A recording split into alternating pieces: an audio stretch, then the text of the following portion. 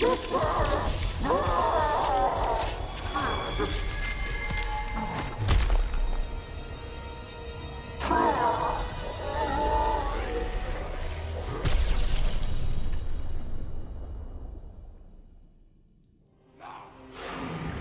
alien tore through Shinnok's flesh, reducing him to a bloody pulp. The creature then returned to its nest in Outworld. It continued to venture forth looking for suitable hosts for use in establishing a new hive. The alien found more than a few intriguing species and dragged them back to its lair. Once a queen had been spawned, the alien's new hive multiplied quickly and spread unchecked throughout the realm. Emperor Kotal Khan attempted to save Outworld in a desperate final attack on the alien's main nesting ground. The attack failed. Outworld belonged to the aliens.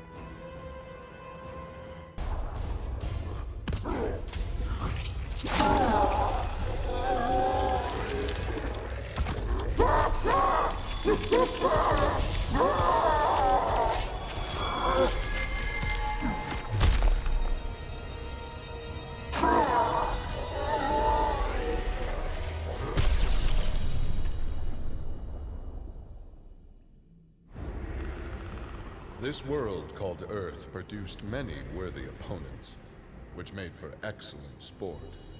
Some possessed a power previously unknown to the Predator's race, sorcery.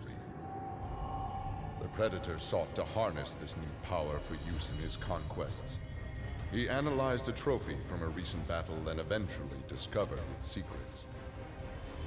With the power of sorcery, the Predator was unstoppable and decimated whole worlds single-handedly. He had become the apex predator.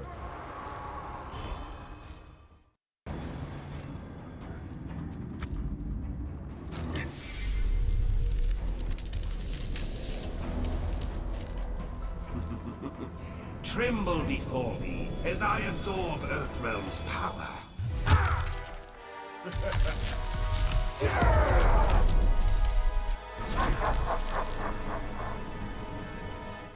Final round, fight!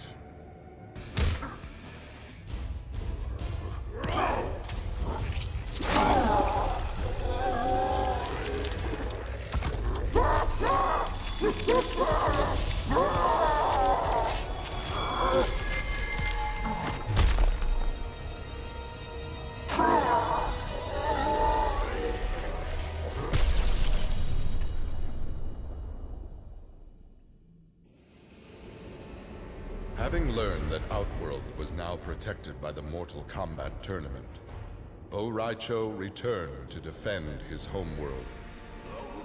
He was no friend of Kotal Khan, but no realm deserved subjugation. Raicho began training Outworld warriors for the fight to come. With Raicho's fighting skills and leadership, Outworld repelled the Earthrealm aggressors. His former friend Raiden had been denied.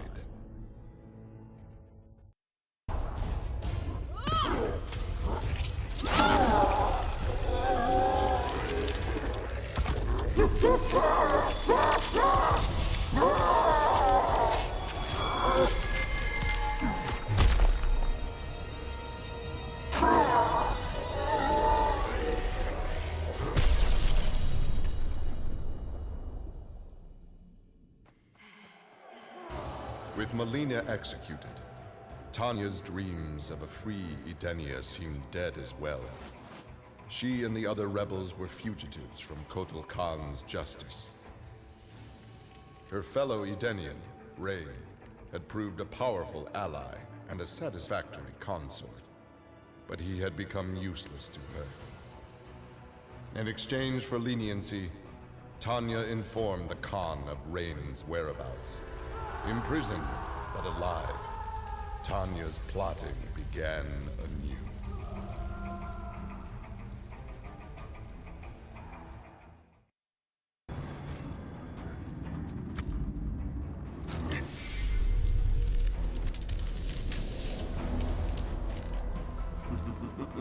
Tremble before me as I absorb Earthrealm's power.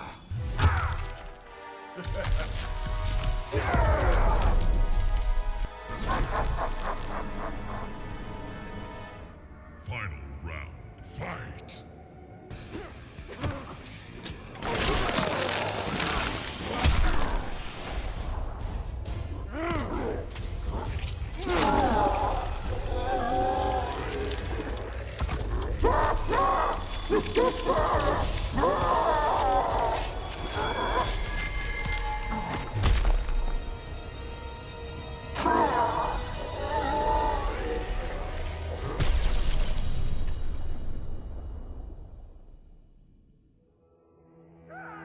Leatherface had cut down the old man in the strange outfit. Maybe now that he was dead, the pretty yellow-haired gum-chewing girl would notice Leatherface. Putting on his fanciest mask, Leatherface found the army camp where the pretty girl could be found most days. He had to cut through a few guards and more than a few of her friends to get to her, but it was worth it. He pulled out the old man's face, which he'd saved for the girl as a present. The girl didn't want the present, and she wasn't being nice. So Leatherface chopped her into tiny pieces for Drayton to use in his chili. He then took off his mask and set to work on the girl's face. If she wasn't going to be his girlfriend, she could be his in other ways.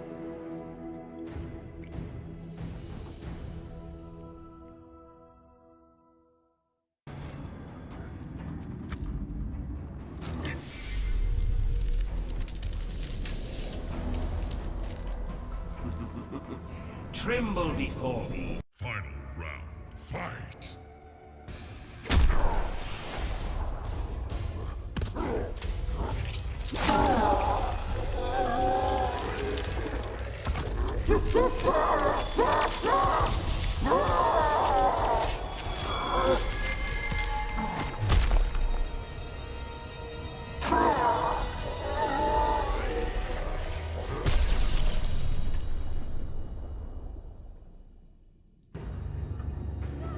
Like Scorpion, Jason Voorhees was a revenant, a vengeful spirit returned to life.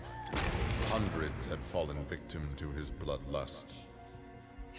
Liu Kang, now ruler of the NetherRealm, took notice. An immortal killer like Jason would be useful in his plans for conquest. He drew Jason into the NetherRealm and offered him an endless bounty of slaughter in return for his allegiance. Jason's simple reply was to destroy Liu Kang.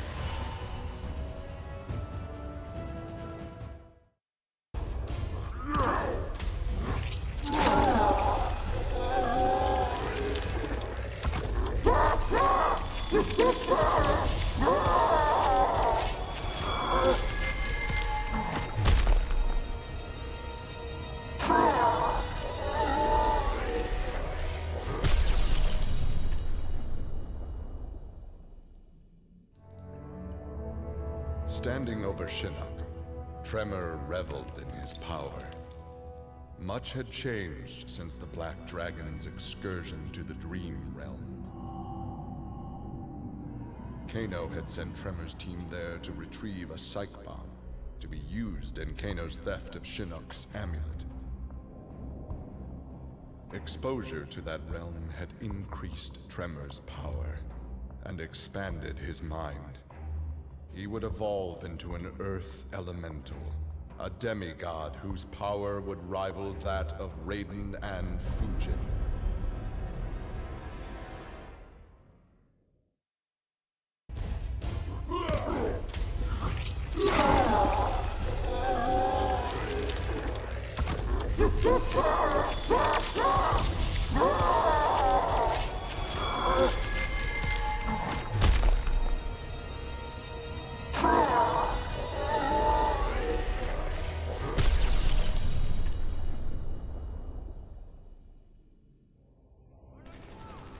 After destroying Shinnok, Triborg turned his attention to the Special Forces. General Blade and the others fought valiantly, but their human weaknesses led to their inevitable defeat. Now with access to the SF computer network, Triborg used it to interface with the Lin Kuei storage drives from which he was spawned. He saved the brainwave data of dozens of his Lin Kuei brothers and sisters to the SF servers. The SF laboratories provided the materials necessary for Triborg to create cybernetic bodies for each one. Soon the downloads were complete. The Cyber Lin Kuei had been reformed. But because Sub-Zero had forever sullied the clan's name, Triborg decided to begin anew. He would henceforth be known as the leader of the deadliest clan in all the realms, the Takunin.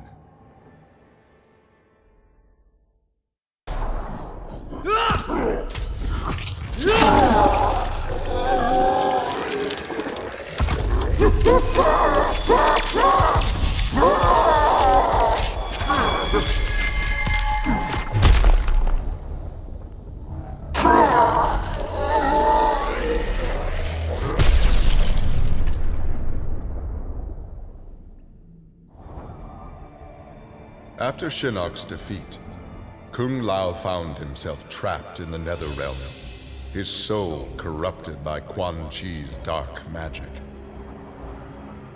There he would have remained but for the aid of his cousin Kung Jin. Together, their Shaolin strength repelled the evil sufficiently enough for Kung Lao to escape that dark realm and control his inner demons. Compromised but not lost, Kung Lao now exists as an agent of vengeance. He will show evil no mercy.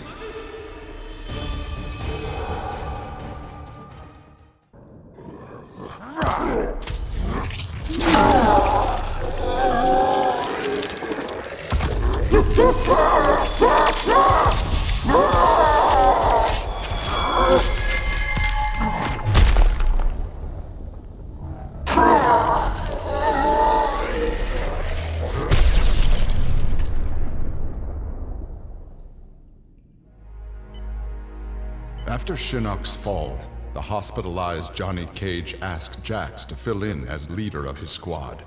Jax agreed. It was a chance to spend time with and protect Jackie. Boarding their transport after a routine mission, Jax's greatest fears were realized as the mercenary Aaron Black sprung from the cargo bay and fired on the young heroes. Fortunately for Jackie and company, Jax's quick reflexes and bulletproof arms deflected the assassin's rounds. Jax quickly subdued Black, then slipped into shock as a red stain engulfed his chest.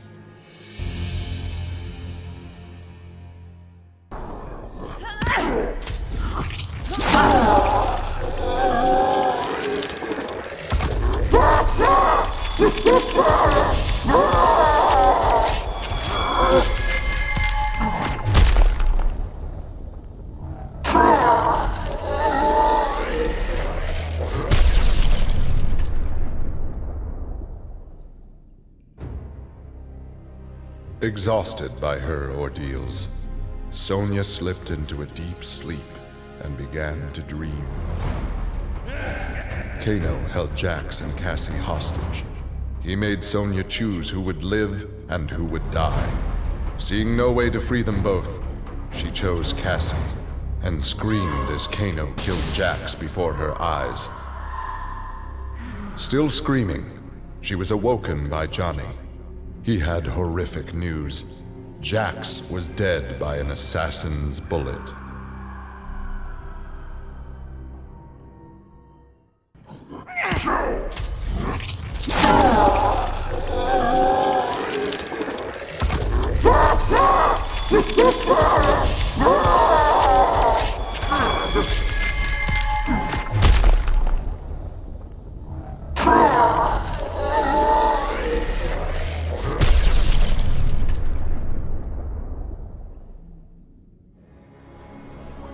Kitana found herself walking the streets of a magnificent, shining city. This was Edenia, a realm freed from Outworld, and Kitana was its beautiful queen. This was the timeline unaltered by Raiden. Earthrealm had been destroyed by Shao Kahn, but Kitana had survived Armageddon and united the other realms to destroy him. Long-lasting peace was the result. Kitana awoke from this vision to find herself in the NetherRealm. She was not the queen of Edenia, but a revenant of hell, and she hated Raiden for it.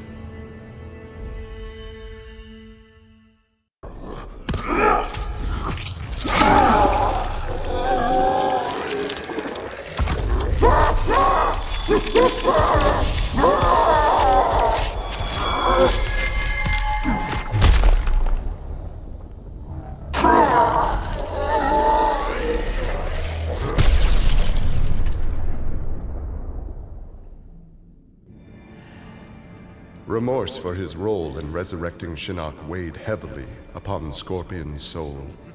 His desire for vengeance had brought Earthrealm to the brink of destruction. Scorpion offered to perform harakiri to atone for his offense. But Raiden suggested a more productive alternative. Instead of death, Raiden sentenced Scorpion to life. He imbued Scorpion with a small portion of the Jinsei's power, linking him to Earthrealm's essence. Scorpion and his Shirai Ryu clan would protect the Jinsei and Earthrealm forever.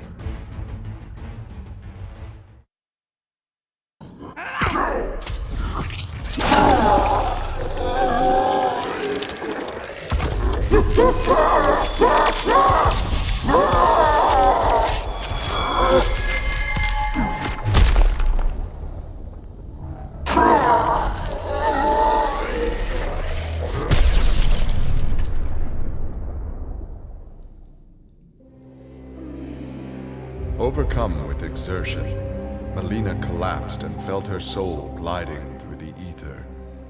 She awoke in an incubation chamber. Nearby were countless others, each containing an exact copy of her. Melina found she could read each being's mind and they hers. They quickly realized the benefit of so many fierce warriors sharing one mind. As they plotted revenge on their enemies, the architect of the Melina's awakening laughed quietly.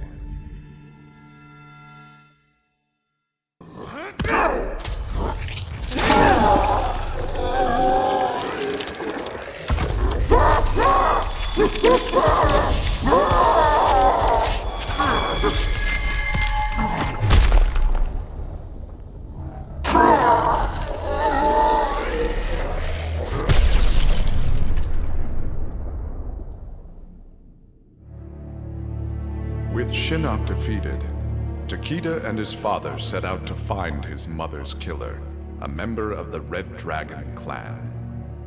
Special Forces tech enabled Takeda to locate the clan's base and disguise himself and Kenshi as they infiltrated their ranks. Deep within the mountain stronghold, Takeda discovered an actual dragon, a prisoner of the clan. The creature used its magic to divine the murderer's name, then transport Takeda and Kenshi to a faraway cave. There they discovered a man encased in a stalagmite. The dragon had said this man would also have reason to confront Su Qin's killer. Takeda began to free him.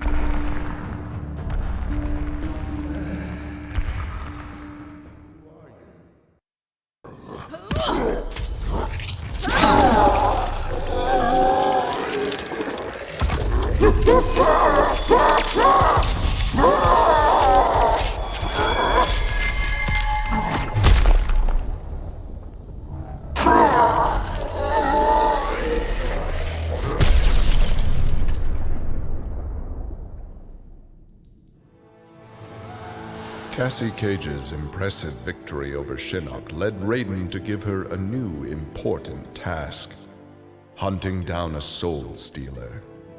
Cassie did not have to be told that the suspect could be a resurrected Shang Tsung. Having tracked him from the site of his last known assault, Cassie confronted the withered old man. He fought desperately but was ultimately defeated. As the old man lay dying before her, Cassie asked his name. With a mixture of sadness and relief, he whispered, Shujinko.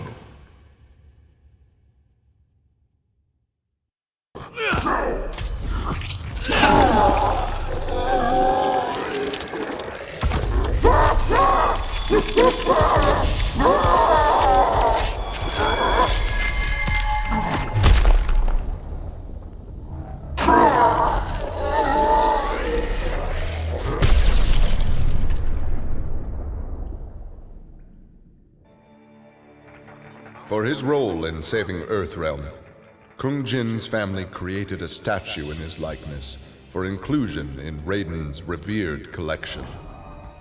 But Kung Jin's thoughts were with one no longer accepted by his family, Kung Lao.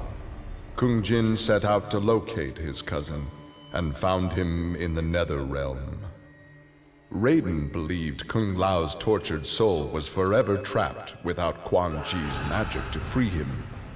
But Kung Jin knew the Shaolin were stronger than any sorcerer's spell. He vowed to help Kung Lao fight off the evil that had remade him.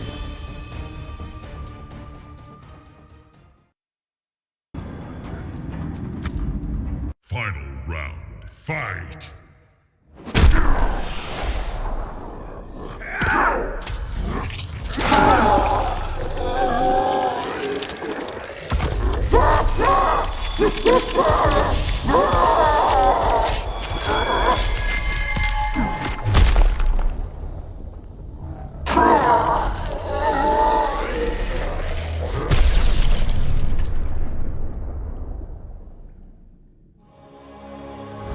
Earthrealm belonged to Shinnok. It became the staging area from which he would finish his war on the Elder Gods, which began eons ago. The Elder Gods had lied to the denizens of the realms. They were not individual beings, but merely parts of a greater collective known as the One Being. Shinnok would merge the realms and awaken him. Whole once more, the One Being devoured the Elder Gods. Shinnok watched with satisfaction. This reality had finally come to an end.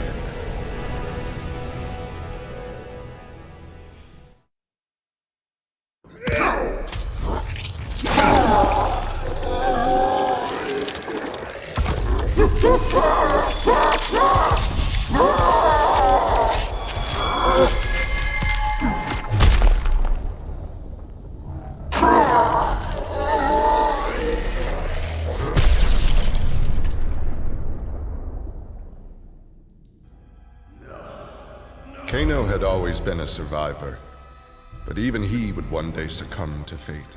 His ideals of ruthless terror would die with him, unless he could pass on his methods to a new generation.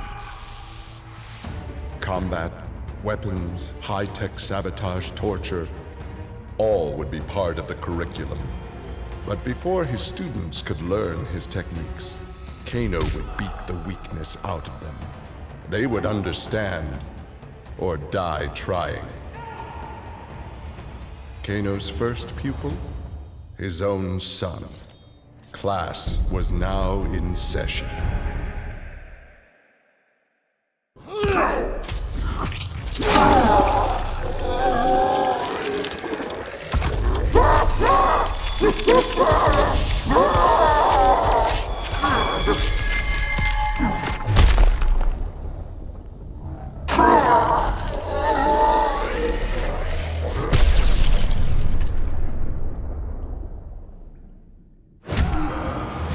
Johnny Cage's life had turned out to be stranger than any science fiction film, but he knew the final scene was approaching. With Raiden's direction, Johnny was able to sail to Shang Tsung's abandoned island fortress, where his adventure had begun, to contemplate his future. Amid the rubble, Johnny found an ancient tome. Its pages revealed that Shang Tsung had unraveled the secret to Edenian long life. Johnny Cage's retirement would have to wait.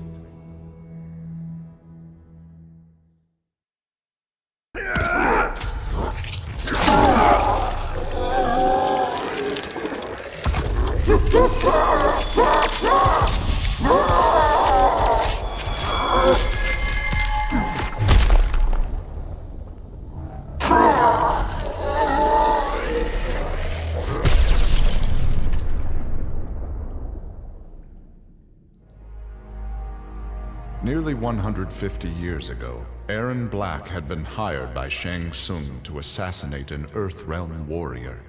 In return, Shang had slowed Black's aging process.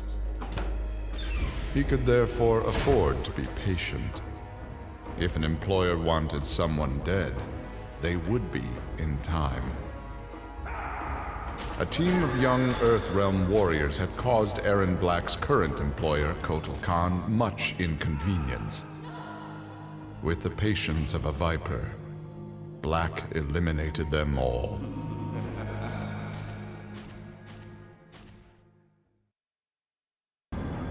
Final round, fight!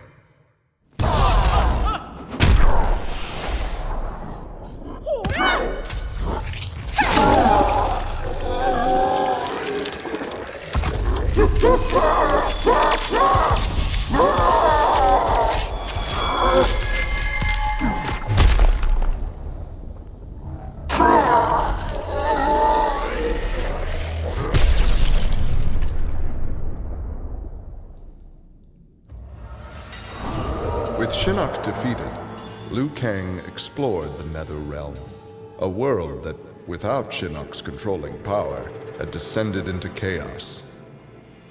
Liu Kang was no sorcerer or elder god, but his fighting skill was more than enough to beat NetherRealm's demons into submission. Liu Kang realized that NetherRealm was his for the taking, and that ruling appealed to him. He would assume Shinnok's throne and ponder the conquering of other realms.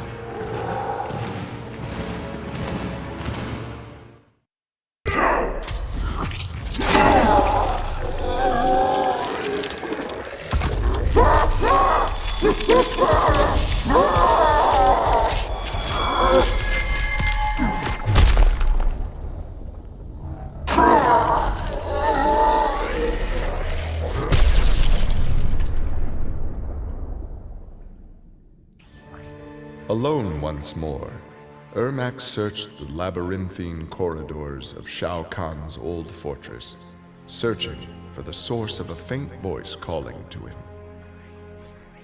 Suddenly, a wisp of dust brushed his chest, wrenching free one of his many souls. The dust took the form of a man who began to consume soul after soul. As the weakened Ermac stared helplessly, he recognized the mysterious figure. The sorcerer Shang Tsung, returned from death.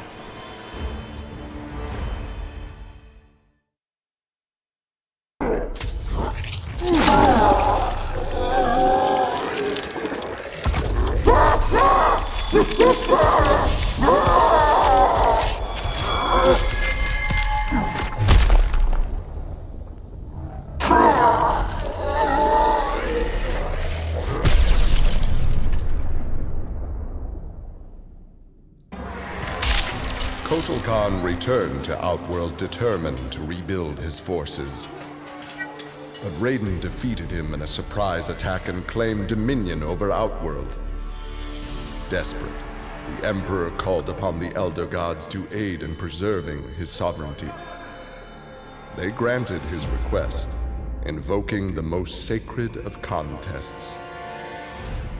Now, once every decade, Kotal Khan must enlist his greatest defenders to face Raiden's challengers in Mortal Kombat.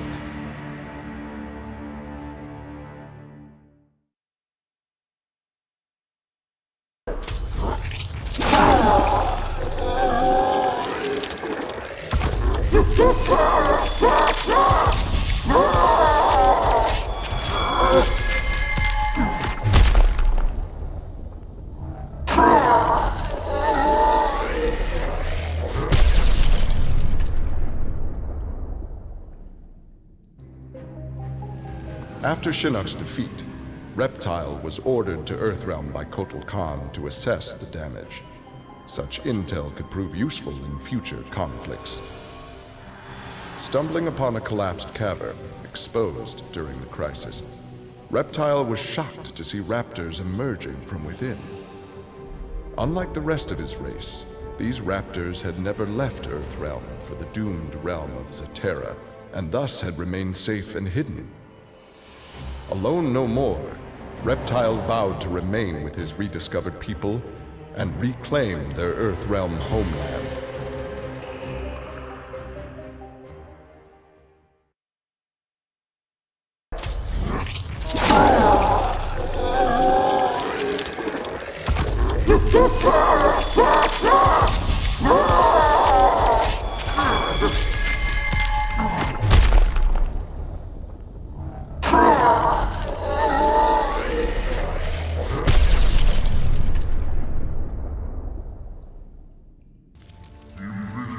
For many years, Farah and Tor were a symbiotic pair, as is natural with their species.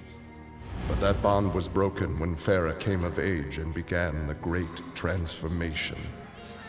Farah Tor returned to the Tarkatan Wastes, where Farah began her metamorphosis.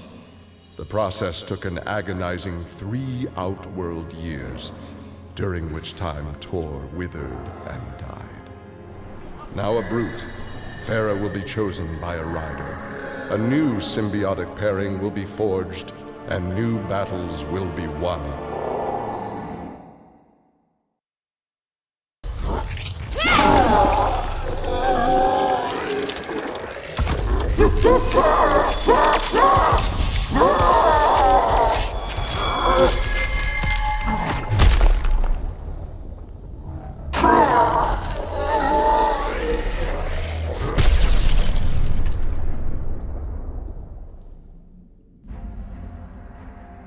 Devorah's ultimate plan was not to destroy Shinnok, but to enslave him.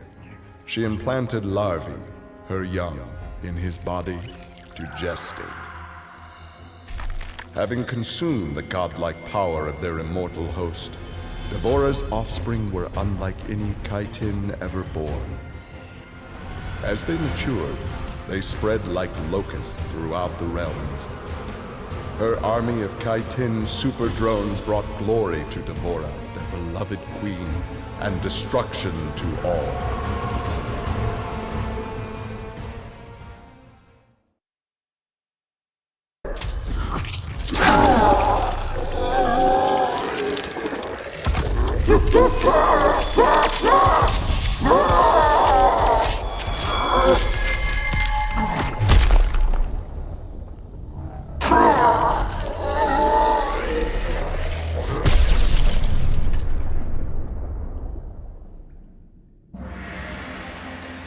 After millennia of fending off Earthrealm's enemies, Raiden began to wonder if defense was the best path to peace. In a change of tactics, Raiden and the Shirai Ryu attacked Kotal Khan's armies before they could rebuild. They decimated the Emperor's forces, leaving Outworld at their mercy. The victorious Raiden claimed dominion over Outworld. The first of many threats to Earthrealm had been removed.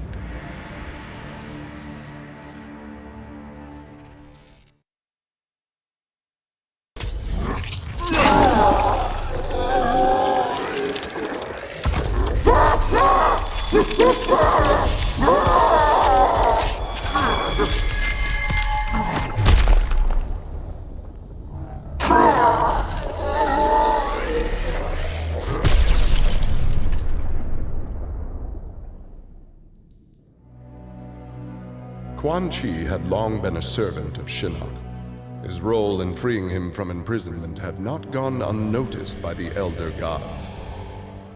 Shinnok was no longer a threat, but Quan Chi's actions had given rise to a new power. After much deliberation, the Elder Gods contrived a plan to rebalance this power before it grew further. Free will was burned from Quan Chi's soul and replaced with a single directive: We must kill Raiden.